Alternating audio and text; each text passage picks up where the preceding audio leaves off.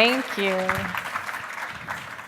I'm so excited about this panel for many reasons. As he said, I'm Beth Doan. I co-founded a branding agency in the United States, and we're female-owned and led, and very proud of that, and very proud to support a lot of companies that are also very proud and working hard to promote the exact things that we're going to talk about on this panel. And every single one of these women next to me is an incredible leader in their field. I can't wait for you to hear their stories.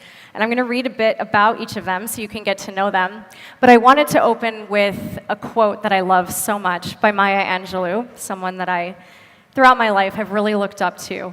And she says, "It's time for us to teach young people early on that in diversity there is beauty and there is strength." And I think it's time that globally we admit that it's definitely time to wake up and value diversity and how important it is now more than ever.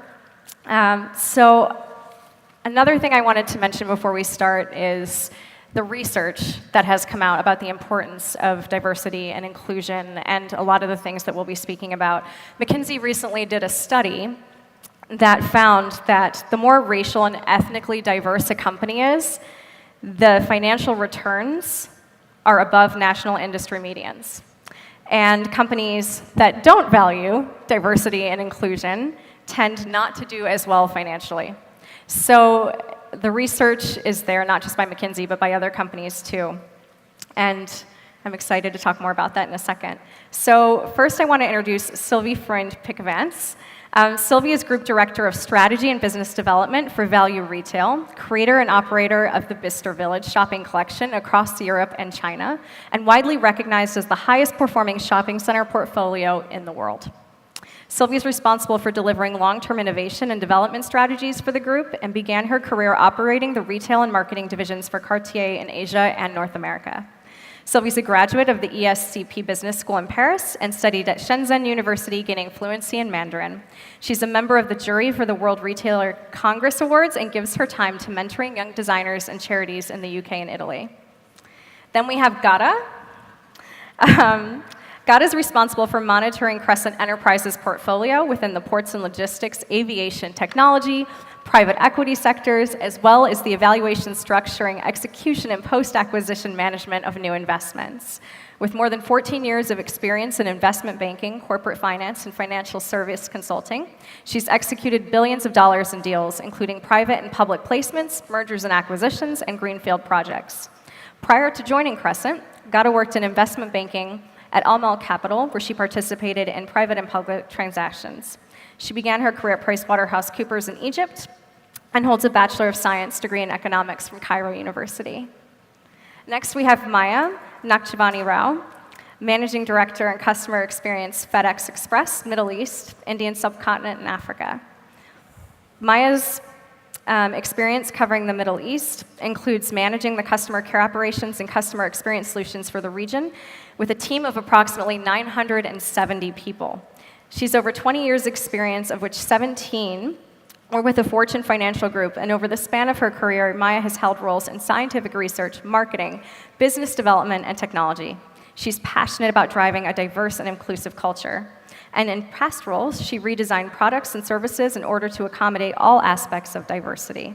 She also developed mentorship, education, and work placement programs, and has a Bachelor of Science in Biological Sciences from Clemson in South Carolina and an MBA from Duke University. Next, we have Wala Alami, Vice President for Egypt, Levant, Iraq, and Iran for Pfizer. She leads Pfizer's innovative medicine business across Egypt, Levant, Iraq, and Iran. Under her leadership, Pfizer partners with a variety of stakeholders to establish positive frameworks for innovation and to expand availability and access to high-quality healthcare solutions. In her previous role, she specialized in enabling access to cancer care and was instrumental in establishing Pfizer's oncology organization across the Middle East and Africa. She's a passionate advocate for diversity and inclusion with a focus on advancing women in leadership. She leads Pfizer's efforts to promote diversity and inclusion across Africa, and she'll tell you more about that as we dive in. So what I want to open with is a question to everyone. Everyone will have a chance to answer. And it's very simple. Why are you here today? Why do you care so much about this issue? and how has it impacted you personally? Whoever'd like to begin, go for it. I can start? Yeah, go right ahead. So, well, I'm here to learn and be inspired, but also to share. And the reason why I want to share is I'm French, but I'm an eighth Malagasy. My father was born in Madagascar and raised there. And I've worked internationally for all of my 30 years career, in Asia for 8 years, and then in America. And when we moved to America, I discovered that actually, if I had lived in America just 50 years before the date when I moved, I would not have been allowed in the front of buses in a number of American states. And that sort of created a sort of wake-up call. And since then, I've been wanting to participate more in diversity agenda and try and push things. I'm here. Thank you. I can go next. So actually, I was raised in a family environment where both men and women were working. And so the becoming conscious of diversity issue only started in 2010 when I moved to the region. So I lived, I'm originally from Morocco. I lived a big chunk of my life in Europe. And it's only when I came here in 2010 where I realized that being a woman can be an issue. And it all started with, I was then leading the oncology, the cancer business for Africa, Middle East, and I was very surprised to always receive systematically emails saying, "Dear sir." So I used to laugh about it and then don't correct people until we meet face to face. And the initial reaction was, "Aha, you're a woman." And I was like, "Yes, I am a woman." And this is only where I realized that there is a need to do something about it. And so the whole discussion, or my whole effort around diversity, and in particular women in leadership, only started in 2010 when I came to realize that I was naturally raised with a filter to see this bias, and that I had to do something, for other women that didn't have it, to really, feel confident, to raise their hand and be bold about what they're doing. And this is why I'm here, to bring my perspective and also Pfizer's perspective around diversity. So this is how it started. Fantastic. Shall I go? Yes. Yeah, go ahead. Thank you, everyone, for having us here today, and thank you, my fellow panelists. I think I'm coming from a background of an industry that is heavily male-dominated, and that was really what allowed me to see is a very much firsthand of how an impact of diversity in workforce can bring to an organization. You've mentioned, Beth, that there are a lot of studies studies, research, everything is there. Just Google it, read about it. No one can deny the power and the performance that the companies reach when you have diversity, and specifically gender diversity in their organizations, be it higher sales, higher performance, higher return on equity. Yet, it's still an issue. Yeah. Women are being underrepresented across almost all the sectors. And I believe that we have heard the word change a lot so far in the day, and change needs to happen, and change needs to come at the top. Yeah. Setting the tone at the top and really creating all of those policies and best practices to empower the women into the organization. And just to add into that, I believe we as women have a role into that, and driving this change further and accelerating it more quickly. We all represent our gender, and I think what we need to do here is do not focus about everything around the noise around you. Focus to show that you are dedicated, you are committed, show the best of yourself. I think personally, being a mother of 2 children, being the best does not necessarily being perfect. No one here is perfect, so stop judging yourself and comparing yourself to the non-working mothers because you're not there full-time. And stop comparing yourself to your male counterparts because you're not having the same responsibilities. Just be yourself, give to the max, and set the precedent. And I think that we become then our role models ourselves and drive the change within our organization. Beautifully said. One thing that I want to touch upon, you want to go ahead? Yeah, by all means, please. Hi, everyone. I'm Maya. I guess why I'm really passionate about diversity and inclusion is I was born with a predisposition for it. I was born into a family with 3 nationalities, usually 3 that I guess don't necessarily blend, as I've discovered. Multi-religious, multilingual, so we had about 4 first languages, about 5 other languages, music, cultures, foods, you can just picture it. It started with me having to make sense of the diversity within me. So really, it was a really multivariate problem, and it was about trying to find the common links, the commonalities, the structure, but also understanding and really appreciating all of those differences that were within myself and my family. In addition to that, I think in terms of my profession and my education, I started life as a biochemist doing genetic research, and then kind of kept transforming into marketing, into business, into technology, into financial services, into transportation. And it's been a really fabulous kind of, again, a very multivariate problem. I was born into life being physically very tiny. No matter how high my heels are, I think it's really hard not to notice. And those types of things, the way I look, the way I'm seen, at a very young age as well, made me force myself to look for beauty within people and the kind of uniqueness within people that was far beyond the obvious. And that's where I think I became very passionate about the sense of inclusion. And I kind of understand that balance between diversity and inclusion. Thanks. Thanks, Maya. One thing that you all touched upon in one way or another is you're from very different parts of the world and you grew up in such different nationalities. Maybe you can touch upon what you've noticed about diversity and inclusion in different parts of the world and what that looks like right now. Yeah, maybe I can just start by the UAE. I've been here for more than 10 years now. Perfect. I'm originally from Egypt. But I think the UAE has really succeeded in setting a precedent, at least across the Arab world and the GCC in particular. And again, it comes at setting it at the top. So the government initiatives, you see things like the gender index, the gender balance index being set, the cabinet itself being 30% represented by women ministers, and the recently announced equality on the wage law.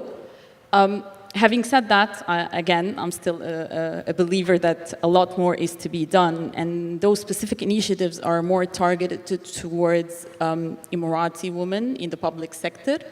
But having those in space, like, again, maternity leaves and extended maternity leaves, would definitely in turn set a precedent at one point and allow the private sector to step up the game and start showing more focus and taking that initiative themselves. Yeah. I think I'm not very knowledgeable about the Middle Eastern situation, but certainly in Europe, it's a balance, obviously, of governmental efforts and regulations, but it has to come also from the companies themselves. Yeah.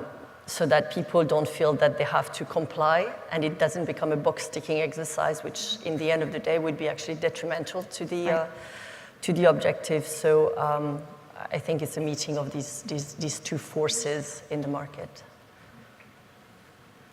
The other thing is what was really interesting for me to move between different markets as a professional was also looking at life through my children.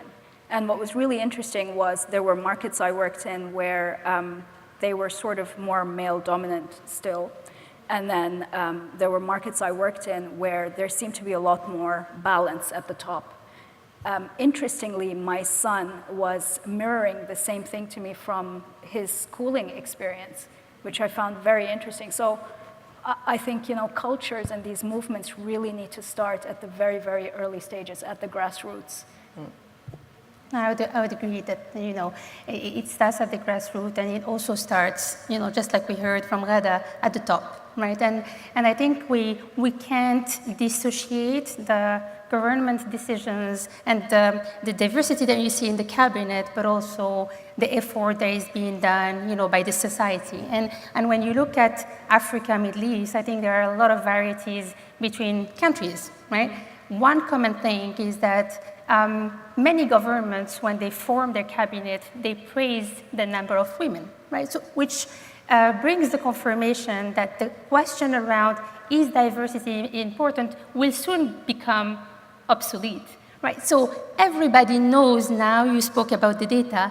I don't think that in this type of forums, or even us as a society or companies, we still need to talk about why diversity is important, because if people don't know, that they are outdated, right? We are over the days where data were not there to support that. So now it became a research-based and evidence-based that diversity is important. So there are steady steps that have been taken, and we can be, very bold by saying, at least the countries that I cover these days, each time I met a government official, they spoke about the number of women that they had either in the cabinet.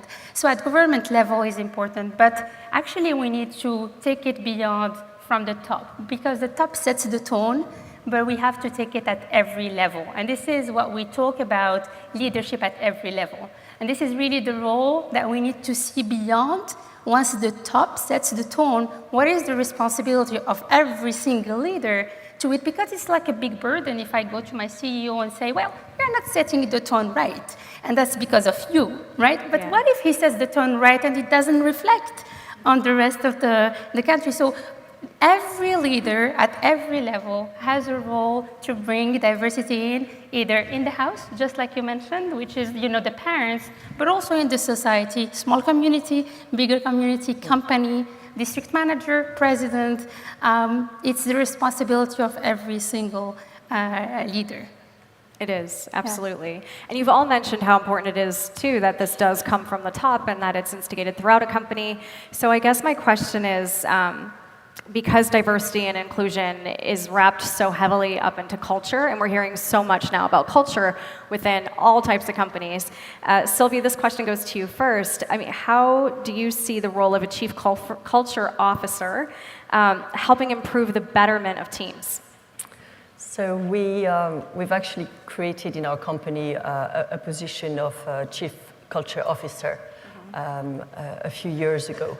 And I should probably explain a little bit about our company, because what the role is function of the company. We build and operate a luxury shopping destination that are under the umbrella of the Bicester Village shopping collection. So we have 9 shopping center destination in Europe, in 7 countries, and 2 in China. So we have not only a very diverse team, 1,200 employees working across those various locations, so across 8 different countries, but also we welcome very international guests. About 2/3 of our guests, actually, for instance, in Bicester Village, come from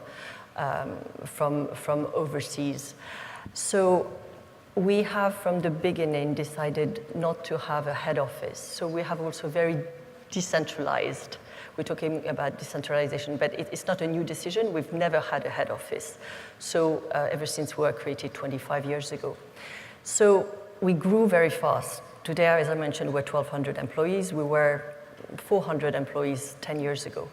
So culture is what binds, really, binds the team. And we realized, having grown very fast, that we could not rely on normal modus operandi to maintain that culture, which was at the heart of the company. Right. So what the chief culture officer has done is developed a framework to impart a sense of belonging. And we've created a program called the 5 Senses to give to all our employees a sense of belonging, a sense of purpose. So it's really being there because of a purpose greater than just profit, giving us a sense of fulfillment, giving a sense of also being inspired, and giving a sense of fun.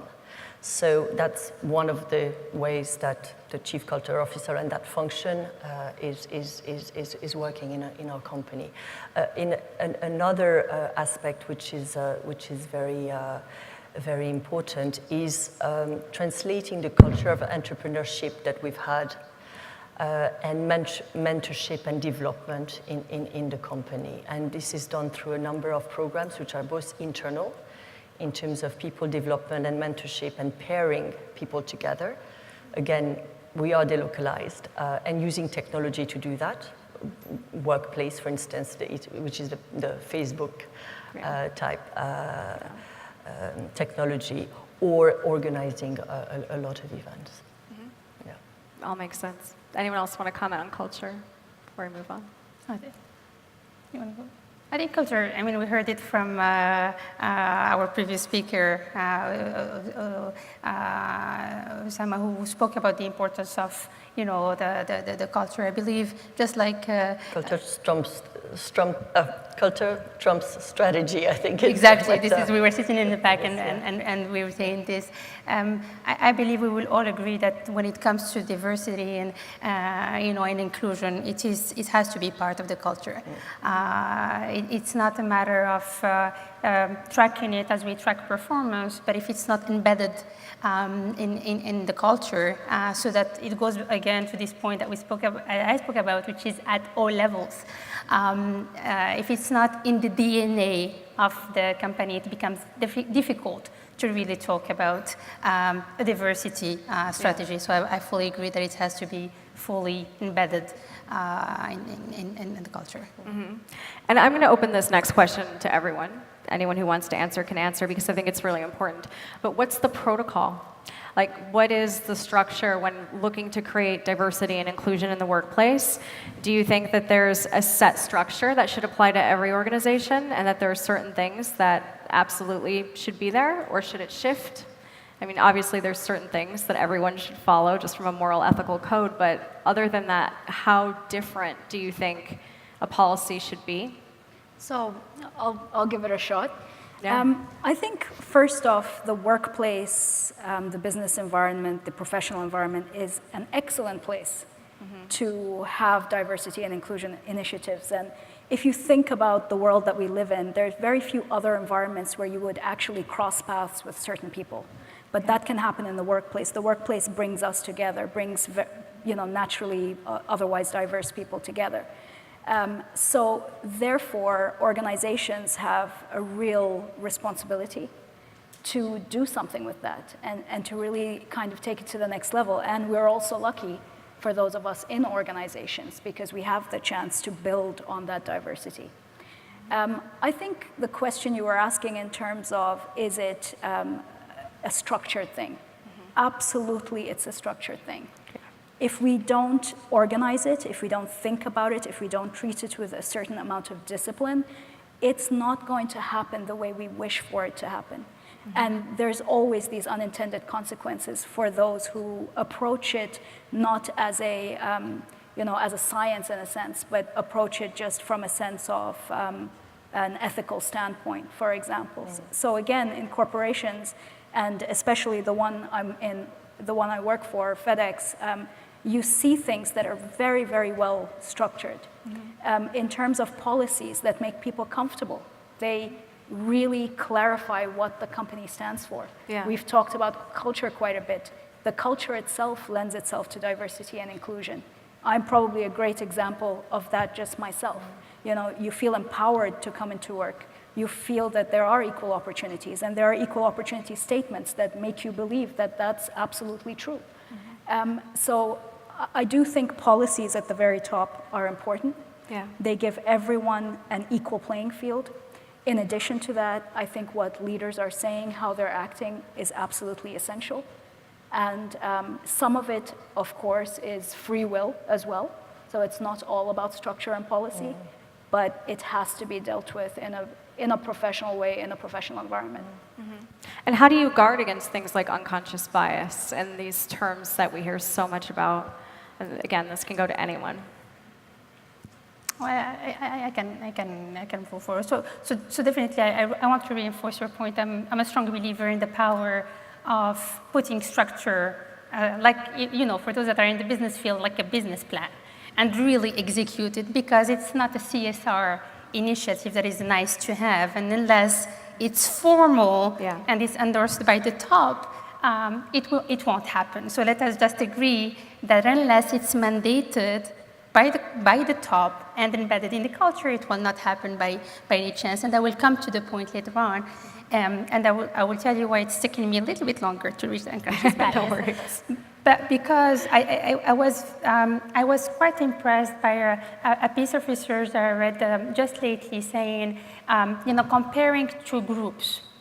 One that was homogeneous, you know, you're like me, you know, the standard type of environment where groups were very similar, to another group that was very diverse, which is exactly what we're looking for, diversity with a big D, which is, you know, gender, way of thinking, that type. And what they looked at, which is the outcome, which is what you were talking about, performance, the 35% of McKinsey that was there, but they also looked into how people lived throughout the journey, right?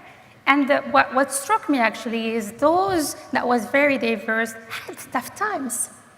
Right? So they had tough times to work together. The outcome was better, but they had really tough times, and they complained about how challenging it was. So that brings us to, you know, the conscious and unconscious bias. So the conscious that we all need to be about is that there is a conscious, we need to be conscious about the problem of diversity and have empathy toward those that drive diversity, because diversity is not easy. We need to face the elephant in the room. So there is conscious bias that we need to have. By asking people to drive diversity, we need to be conscious and have the empathy toward this leader that drives diversity, because it's not easy. Unconscious bias is really one of the tools that we do with all others that do not realize that consciously they're having bias, and it goes through trainings, right? Is like what we're doing now is just bringing awareness that there is an issue and that you have been raised in ways that have created filters and that you might not see the problem, right? So this is why, like in Pfizer, we have rolled out a couple of years ago massive trainings around unconscious bias, and just helping people to open their eyes that by doing tests, actually they didn't know they had bias. And they were thinking that they were the most diversity-friendly leaders. So first of all, let's bring the self-awareness that people might have bias, which is not there always, because it's a fashionable topic today, and everybody thinks that they're driving diversity as leaders. So first, self-awareness, and then, you know, working on other initiatives that we have heard later. But we need to have this aha moment to say, I have personally a bias that I need to work on. Yeah. If I may just bounce on the notion of self-awareness, I think it's absolutely true. It is a starting point, and the self-awareness comes from self, but also helped through various trainings. And one example in Value Retail, a company, we not only look at diversity in terms of geographically, gender, but also in terms of leadership styles. And every single person that comes to work for us, no matter their position, will do a test to understand what is their preferred leadership style. Not to put them in the box, but for them to understand there are different leadership styles. This is how people react, and this is how they are. So that then everyone is able to better interact with other people. Sure. And we've seen a huge difference since we've started to implement that 5 years ago. That's great. Just to add on this unconscious bias, I think it's probably one of the most important topics in this room, in the sense that we're all advocates, right? Everyone here is driving this agenda of diversity and inclusion. So the real question is, what's holding us back? And quite a few of us have been mentioning that throughout the day. So what's really interesting about the human brain is that we organize things in our brain. That's how our brain works. It categorizes. And the other thing is, we naturally believe that if we have a bias, we're not really being ethical. So we hide it sometimes.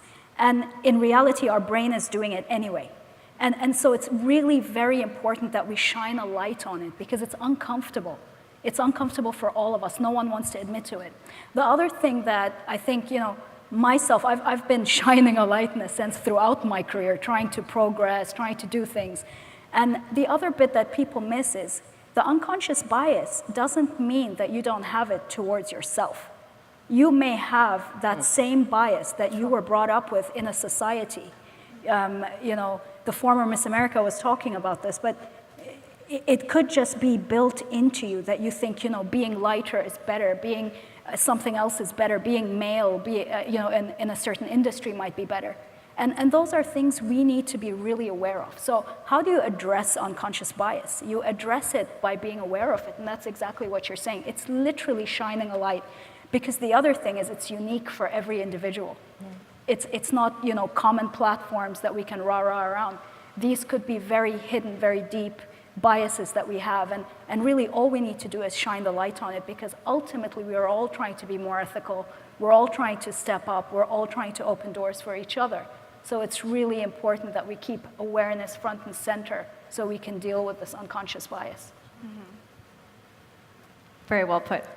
Gada, do you want to comment on what Crescent Enterprises is doing in terms of their policies? And you've spoken a bit to me personally about it, and I thought it was fascinating, so I'd love it if you'd share. Sure.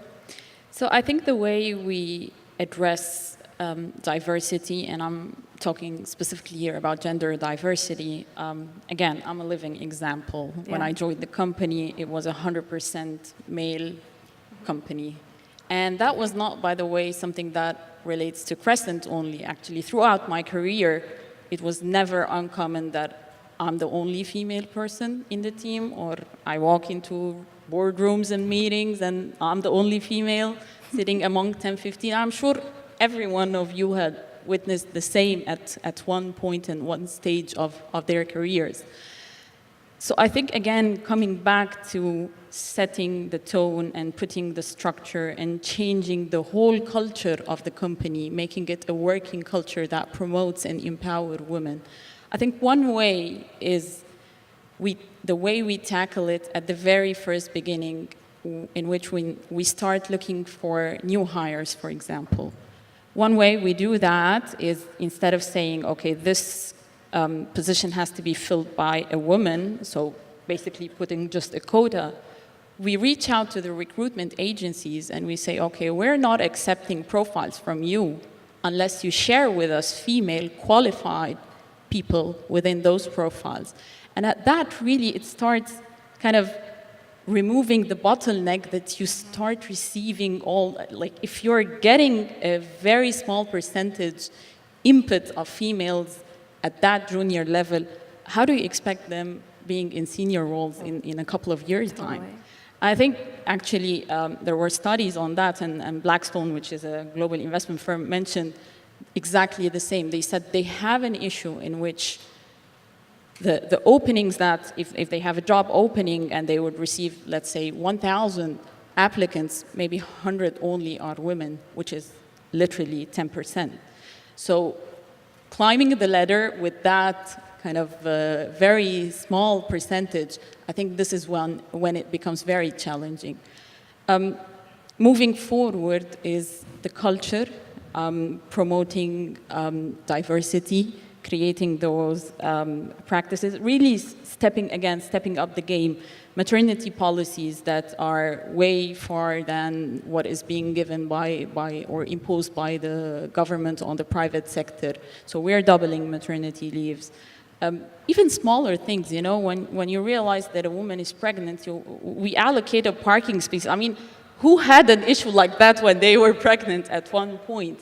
And that small things really matter. It creates that sense of ownership, sense of belonging.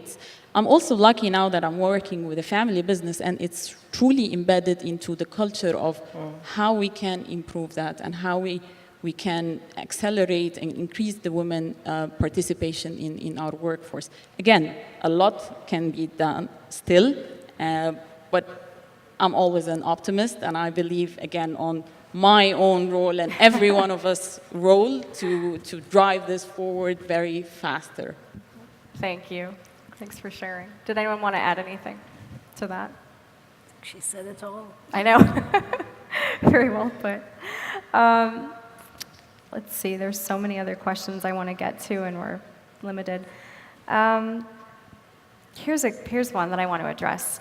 Do you believe that the type of industry has an impact on how we drive diversity? Does industry affect it? Yes or no? I could take that again. I could speak on that forever. I think it does. I had a feeling. You know what? Actually, I got this because there is a shocking statistics here, so much left to do. It states only 23% of the world's politicians are women. Let me shock you further. 19% are women being represented in the private equity sector in which I work in, globally. You look into that on a more senior level, these percentages even drop further to a low of less than 10%. I think in the UAE, there are a lot of efforts in the banking sector in general.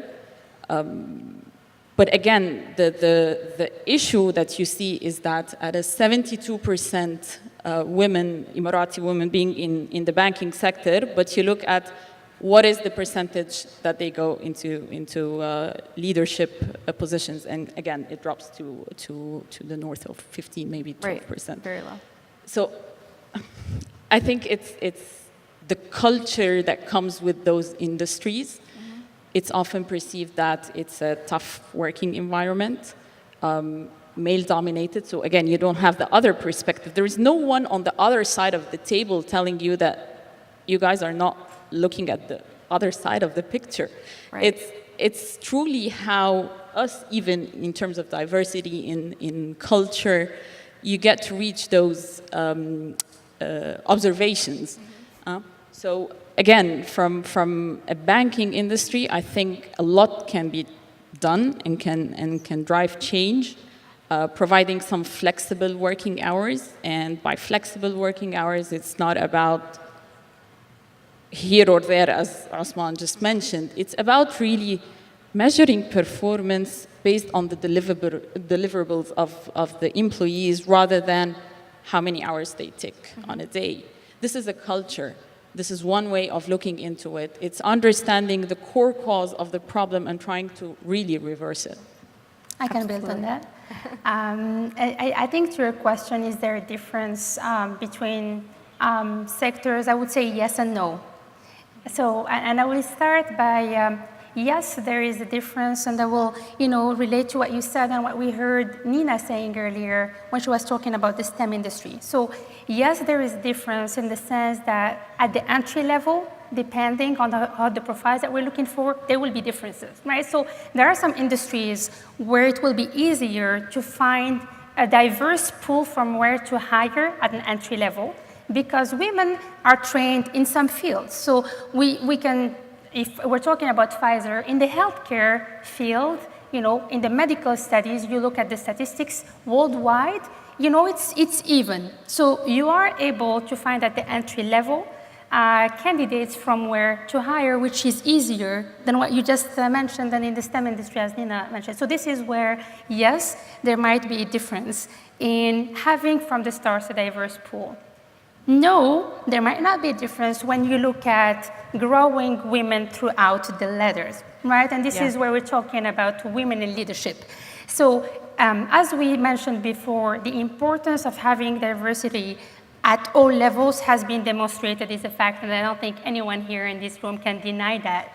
But what we heard this morning, and in all forums that deal about diversity, you always hear the issue of seeing women, moving upwards in the ladder, and the data about it, the number of women across industry in the C-suite, and I think Professor Peter Fisk was referring to that. So this is where I would say, yes, there might be a difference, and no, when you talk about leadership. And in various forums where I had a chance to participate, you can hear actually good initiatives that could work everywhere. So when you talk about flexi hours, I don't think that will be specific to the pharma industry, or women have the same issues. And parental, I actually need to praise Aksan. We said, as a Pfizer, the idea to call that parental policy or parents policy is amazing, because both women and men need, this type of policy. So this is what I would say. Yes, there is a difference, but no,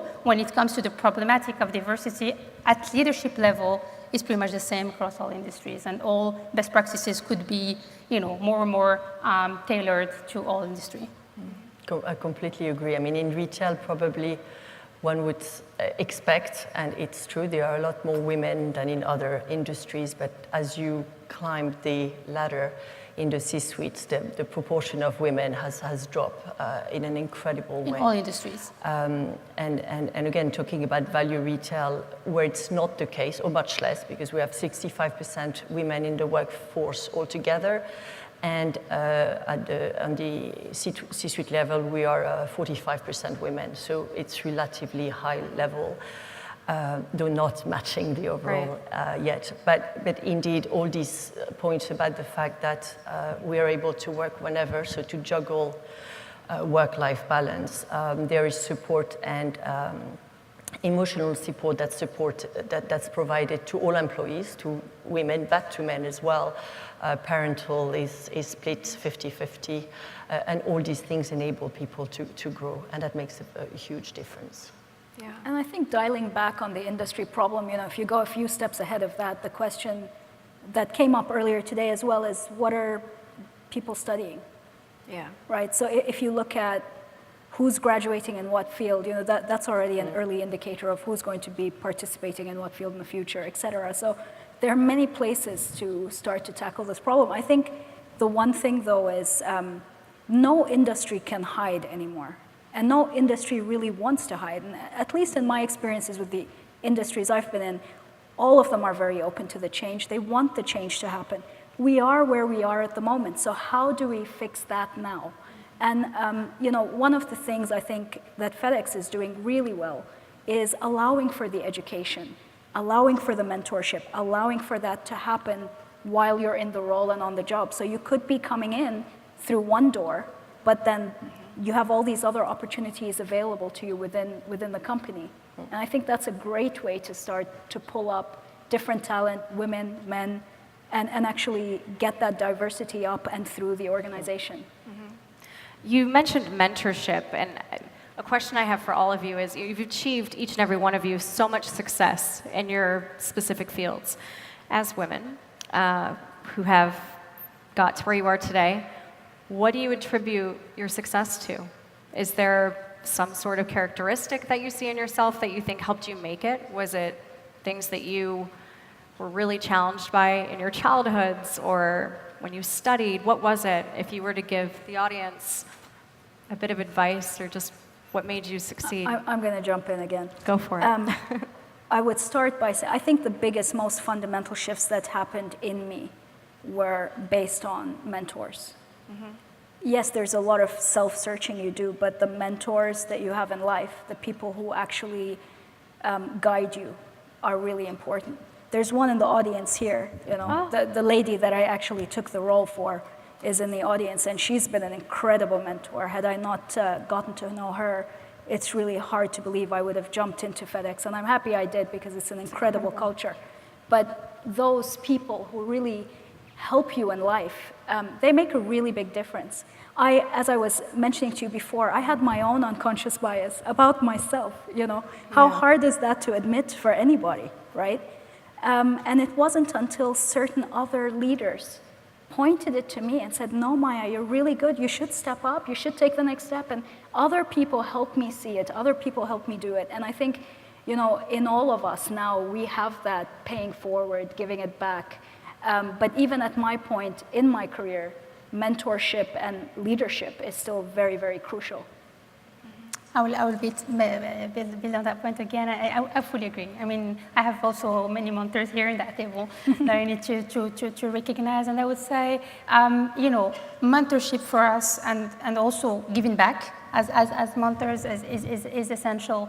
I would agree with that. I think many of the companies that are here today, speak about the importance of mentorship, and I would agree with you. I see how strong it is in Pfizer at a global level to, a structured fashion to make sure that women that are raising their hand have mentors. I will add to that that mentorship is important, sponsorship is important as well. For women to grow in the organization. So mentors help women to see what they don't see and maybe coach them throughout their lives. I have learned it personally that you also need sponsors throughout your life, because a mentor is not always a sponsor. And you need a sponsor that comes to you and say, just exactly like Nasiba did here, came to Pfizer and said, this event is good because of ABC. And the sponsor does exactly the same way. He can come to you and advocate for you in the organization in a very in very complex organizations. And once a woman decides to maybe move out of her area of expertise, a mentor can tell her how to do it. A sponsor can be in a meeting room and say, I believe in her, take her. And you need the two. Actually, at a certain level, a mentor is great to help you gain the confidence and learn. You also need a sponsor at a certain level that can take you beyond your aspiration. Yeah. I can add to that as well. I mean, mentorship, and specifically when it comes to from the male counterparts, by the way, you believe that they truly believe in you. It's not like we are women only helping each other. Absolutely, this is important, but when you're saying that your male counterparts believing in that and they are driving this forward, this is great.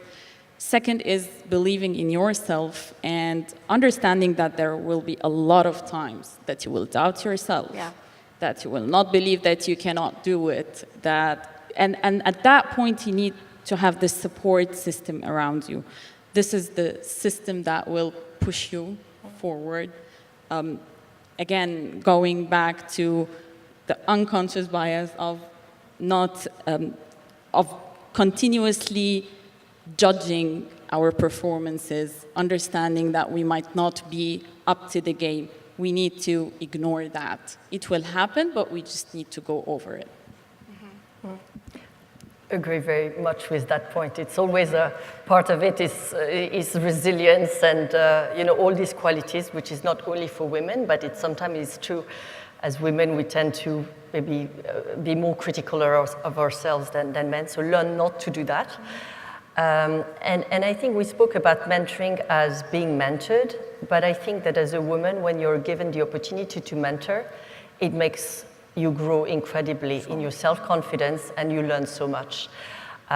So I think if you have the opportunity to give back, even if you think that you're not ready for it, start to do it because you discover that you know so much more and it makes you actually grow forward.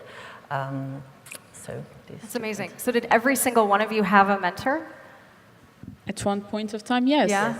And mentoring others. And also have been mentors. And one thing that I think was very eye-opening for me was I was sort of a designate mentor, and people could actually get on a website and sign up if they wanted to be mentored by you.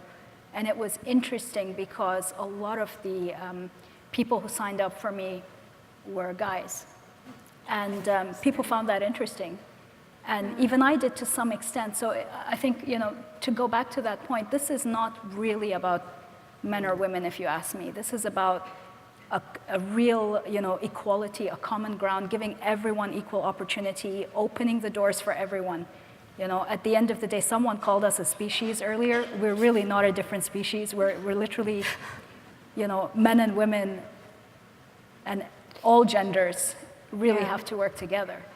And I do agree with the point that mentoring others really does help a lot. And whoever has the opportunity, whoever you can take under your wing, so to speak, it doesn't have to be experience-based. So I was also a reverse mentor in certain parts of my life where you mentor people that are actually more senior than you are within an organization.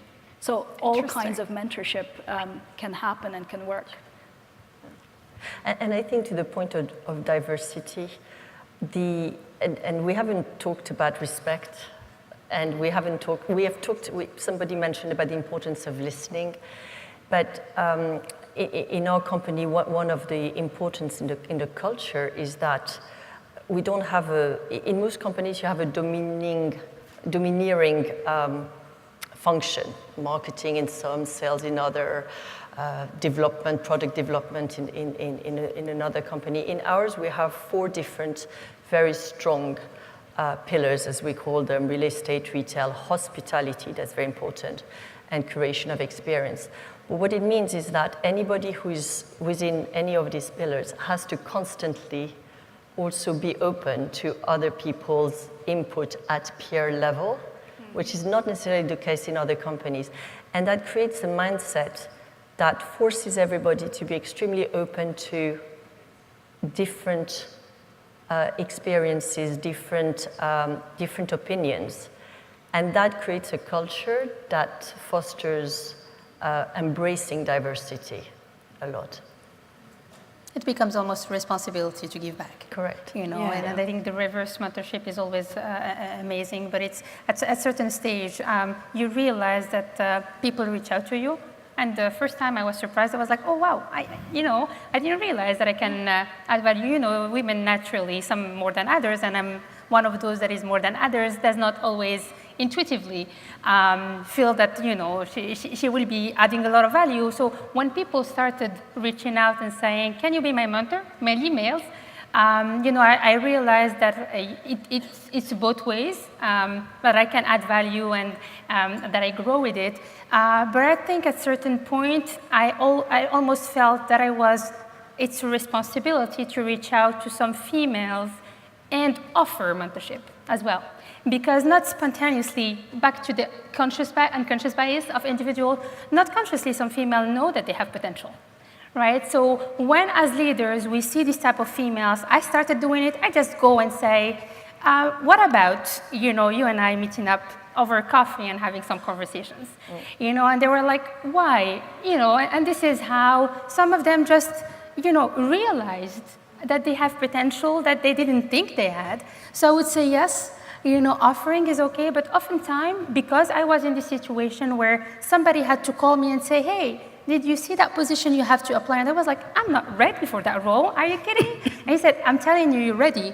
I'm giving back this. So when I see women that have potential, that might not see that they're ready, I just pick up the phone and say, let's have a chat, you know, and make sure. So I think we have to accept to be mentors. We have to be proactively, you know, making sure that as we believe in diversity, we seek for these individuals that we have now the capacity to recognize as leaders or talents and say, let's have a conversation.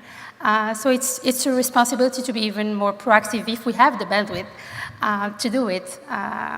This is how I live it. It's almost proactive mentorship. I have to pick up on your point because I think you're also making another point, which is a lot of our conversations are around, you know, for women to grow, it's almost being done unto them, as opposed to them taking the role themselves and really stepping up to the challenge.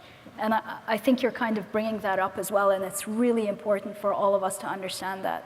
There are people who are going to help us. At the end of the day, women have to understand that they play the first and most important role in their own progress and their own success in reaching their dreams.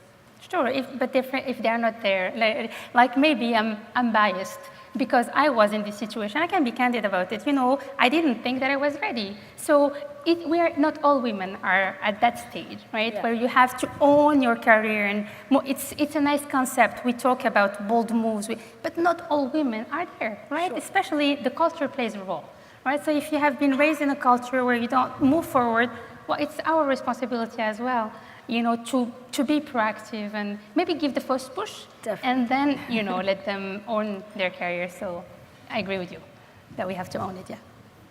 Yeah, no, makes sense. Anyone else want to comment? No?